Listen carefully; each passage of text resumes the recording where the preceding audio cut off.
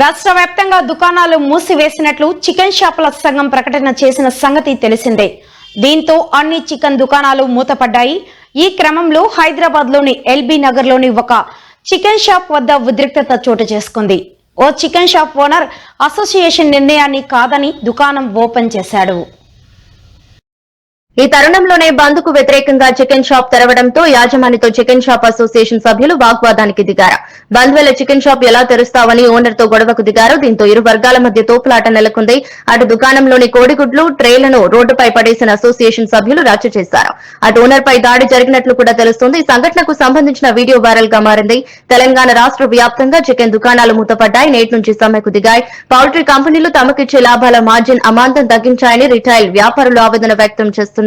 Kilo chicken పై 30 రూపాయలకి పైగా వరకు మార్జిన్ పెంచాలని తెలంగాణ చికెన్ ఓనర్స్ అసోసియేషన్ కోరుతోంది. గతంలో కిలో చికెన్ పైన 26 రూపాయల మార్జిన్ ఉండగా దానిని 16కు తగ్గించారు. ఈ క్రమంలోనే బంద్కు పిలుపునిచ్చారు అసోసియేషన్ సభ్యులు.